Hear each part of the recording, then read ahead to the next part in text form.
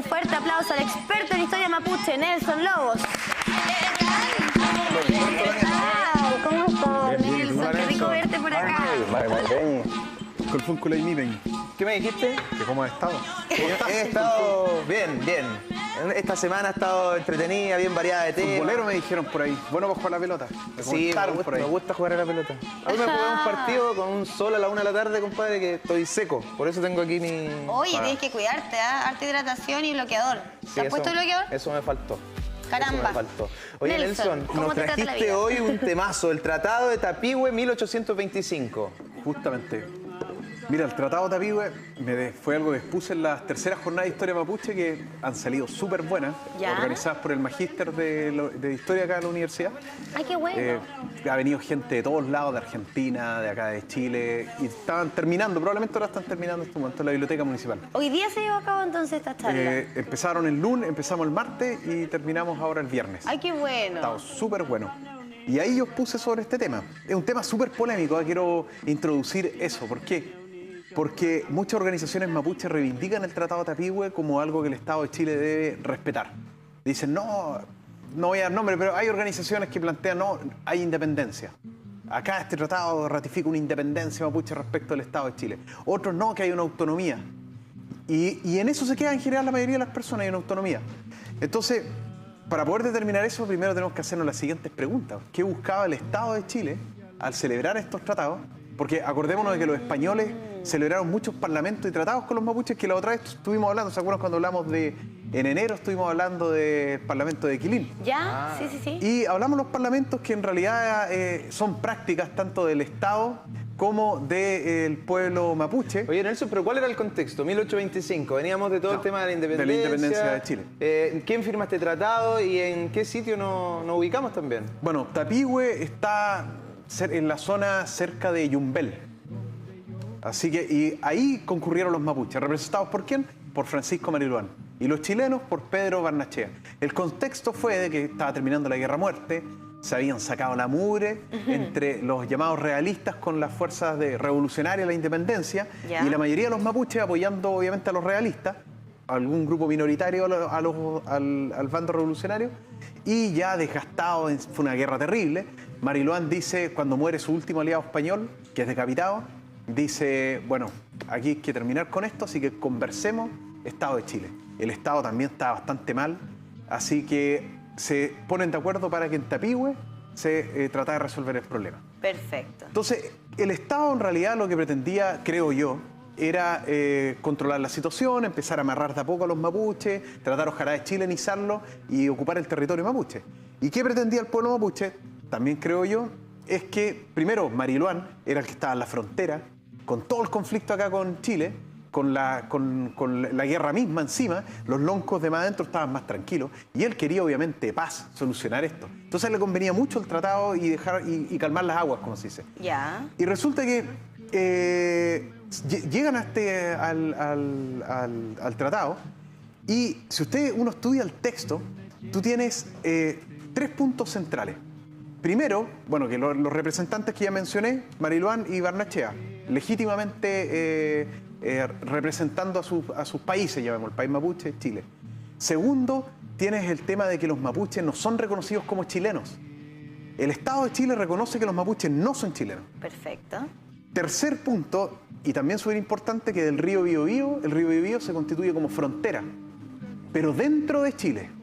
O sea, Chile comenzaría en este caso en Atacama, y el despoblado de Atacama, y terminaría en Chiloé. Pero la Constitución Política de 1823 dice que era en el canal de Chacao, si mal no recuerdo, perdón, en Cabo de Hornos. Entonces, pasa que este territorio interno, que hay una frontera interna, que es el Biobío y el río Tolten. No Ya, más. o sea, esto sería como, entonces, dentro del territorio chileno existe este sector, ¿cierto? Que es entre el río Biobío y el río Tolten. El río Tolten, que es mapuche. Mapuche. O sea, perfecto. San Pedro comienza el mapuche, Nacimiento, ¿cierto? Y a Santa Bárbara un poco más arriba, y hacia el otro lado tenemos bueno, Valdivia está un poco más al sur, pero Teodoro Schmidt, toda esa zona, Villarrica, hasta ahí llegaba. ¿Y eso estaba establecido dónde? En el Tratado de Tapigüe. En este Tratado de Tapigüe. Si leemos el texto. Eso, disculpa, ¿es lo que se llama Wallmapu o no? Ese es el Gulumapu. Wallmapu es todo. Wallmapu es todo. El Puelmapu y Gulumapu es el territorio de los mapuches de lo que hoy es Chile. Ese es Gulumapu. Entonces, resulta que queda este territorio dentro de Chile, pero el Estado, los mapuches quedan sometidos, hay ciertas reglas, cosas que quedan reguladas, por ejemplo, el tránsito comerciante. Hay normas específicas, súper específicas. ¿Y a quién favorecía eso? O sea, llegaba a un acuerdo que sea 50-50. No, los mapuches perdieron por todos lados. Oye, pero con eso te iba a preguntar, porque este tratado, bueno, ya había habido, digamos, esta invasión, ¿verdad?, a nuestro país. Redujeron ahí el sector mapuche entre estos dos ríos, pero para ellos este tratado vino bien, se lo tomaron bien, dijeron, ok, con esto nos conformamos. Es que es engañoso, porque, ¿por qué mencionaba? Les dicen ustedes, no son chilenos, este territorio es una frontera interna, y además les dicen, ustedes tienen derecho a tener ejército propio, pero obedece al Estado. O sea, había dos ejércitos, el ejército de Chile y el ejército de los mapuches. Perfecto. Hasta ahí ya había pasabande o pasaporte. O sea, les daban como una especie de soberanía, pero no. Es que es engañoso, porque hasta ahí parece todo, pero si tú vas, y ahí no me voy a meter en especificidades jurídicas, pero se señala en el fondo que los mapuches quedan sometidos a los mismos beneficios, privilegios de los chilenos y a las mismas obligaciones. O sea, a todas las leyes chilenas. Por ende, las leyes chilenas se superponen, quedan por sobre las leyes mapuches. Oye, y para hacerle bajar un poco a lo que conocemos hoy día, puede ser algo similar a lo que ocurre en el país del norte. Tenemos en Estados Unidos que están también las reservas de los nativoamericanos, ¿verdad? Que tienen también, los reconocen como pueblo, los reconocen también como una zona geográfica en el fondo, pero tienen que también someterse a todas las normas que tiene Estados Unidos como país. ¿Una cosa así sería? Sí, pero ellos también tienen derecho, no soy experto en el tema de ellos allá, pero tienen derecho a tener policías y tienen derecho a ejercer cierta jurisdicción de comisión de delitos. Claro, pero igual es como extraño, porque tienen como algunos derechos, pero limitado. Sí. Es como una situación similar. Una especie de protectorado el que ejercía Chile. Pero cuando hay una verdadera intención de un lugar, de un país, de un estado, una nación, de proteger a su pueblo originario, ¿cierto?, de entregarle todo lo que merecen, ¿cierto?, y lo que corresponde, parte de eso por las constituciones, que son las que rigen. Entonces, en este caso, en nuestra constitución no hay nada explícito, y es por eso también todo lo que hemos escuchado de parte del pueblo mapuche, de querer reivindicar lo que les corresponde, ¿o no? Es que en ese periodo... Estoy dejando de lado lo del tratado, solamente en la actualidad, por supuesto. O sea, por supuesto. Chile antes a los mapuches los veía de igual a igual, los trataba como potencia extranjera. Y de un momento a otro ya tuvo las armas, tuvo la fuerza, invadió a los mapuches, los derrotó y les dijo, ustedes ya no son mapuches diferentes a nosotros los chilenos.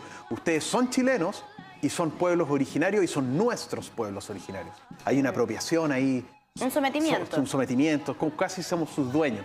Oye, Nelson, y volviendo al tratado, ¿qué pasó después de esto? Porque fue algo bien complejo en donde tú dices que se perdió en hartos sentidos, prácticamente en todos los sentidos, por parte del pueblo mapuche, pero ¿qué pasó a medida que iban avanzando los años? Ahí viene el cuestionamiento que me hago yo. Los mapuches tenían muy arraigado el tema, por ejemplo, la poligamia. Llamémosle poligamia. Jamás, los jesuitas nunca pudieron, y los mapuches estaban en buen pie de guerra, o sea, Chile no iba a poder invadirlo y vencerlo. ¿Por qué entregarse así? Entonces ahí uno empieza a dudar del tratado, si es verdadero, si es falso, si Mariluán, como se dice vulgarmente, se arrancó con los tarros, y él dijo, hizo lo que quiso. Sido, porque en el fondo él estaba ahí en la frontera, entonces él quería solucionar esto. El problema rápido, luego, por favor. Entonces hay una serie de situaciones que tú empiezas a dudar, y tú ves de que al año siguiente el mismo Mariluán estaba en guerra con el Estado de nuevo. ¿Otra vez? O sea, el tratado no duró nada, y por eso a mí me llama la atención y un llamado de atención un poco al tema de cuando se toman ciertos instrumentos jurídicos históricos, enaltecerlos como algo que a uno le beneficia, sin haber hecho haber profundizado en el tema, Claro, porque también es complejo. convengamos que en aquella época, o sea, ¿quién llegó aquí con toda la legislación que hoy conocemos? Claro. ¿Quién trajo toda esta, no sé, esta suerte de tradición, ¿verdad? De leyes, No, y de en el escribir tema las de cosas, o sea, no era el escribir pueblo también, mapuche. de leer, porque en ese sentido... Son otros códigos. Son otros códigos Sí. y me imagino que en el pueblo mapuche, la analfabetización, ¿cierto? O sea, me imagino que había muchos analfabetos que no sabían leer, no sabían escribir, entonces quizá hubo también un aprovechamiento por parte de los españoles de, oye, fírmame acá y no, si aquí le Pero, va a corresponder esto, ¿o ¿este no? tratado era con los españoles? Era o con los chilenos, con los chilenos, no los españoles.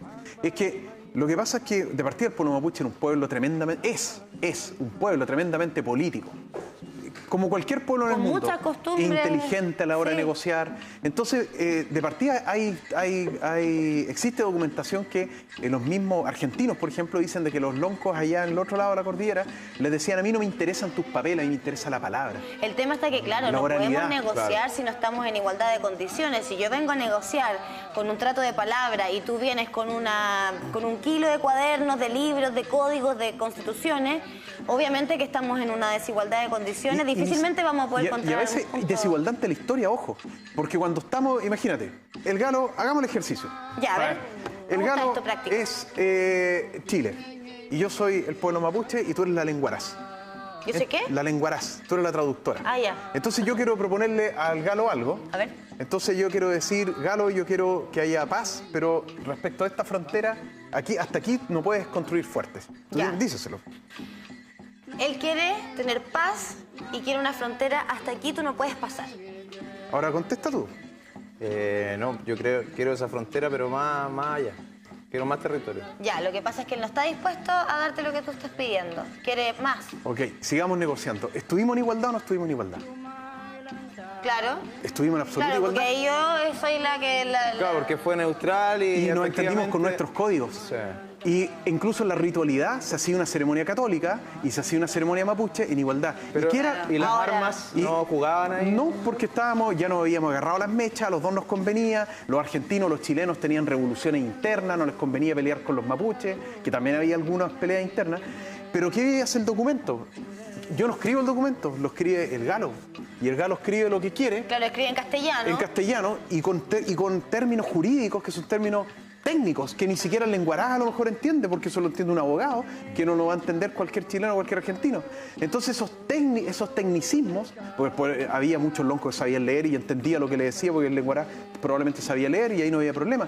Pero hay ciertas cosas técnicas, mezclar los artículos, hay que interrelacionarlos, todas esas cosas, es difícil comprenderlas. Nelson. Y ahí eso ante la historia te genera desigualdad. Eso te iba a preguntar, ¿qué significa hoy? Porque estamos hablando de un hecho histórico, pero ¿qué significa hoy el Tratado de Tapihue? ¿Tiene algún tipo de validez? ¿El pueblo mapuche lo toma como una herramienta también a la hora de exigir derechos o quedó ahí para la historia? Bueno, lo curioso es que, ¿qué significa hoy?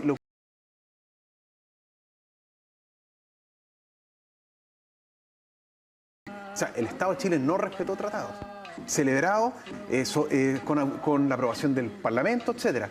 Y los mapuches, bueno, tuvieron que defenderse, etcétera, y finalmente perdieron. Y hoy, Tapihue es reivindicado por muchas organizaciones mapuches.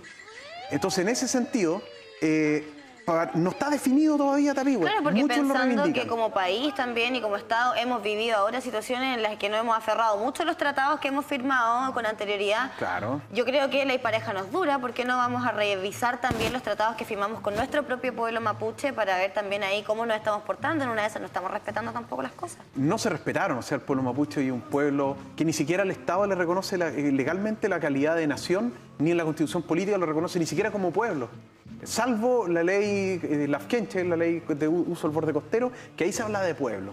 Pero en general no hay un reconocimiento. Entonces los tratados ahí hay que tener cuidado con reivindicar tratados que, a mi juicio, este tratado, preliminarmente, porque tengo que profundizarme en el estudio, sobre todo el pensamiento mapuche de la época, no sé si será tan conveniente. No, Bueno, pero eso podría es lo ser que hay que interesante. revisar también en historiamapuche.cl. Ahí está el sitio web disponible para todos ustedes y a través de las redes sociales de Historia Mapuche van a poder comunicarse con Nelson y con todo el equipo. Nelson, muchas gracias. Muchas gracias a ustedes. Que esté muy bien. Así que estamos viéndonos en algún momento. Mari Sí, Mari. Mari Mari. Un Me aplauso para encanta. Nelson Lowe.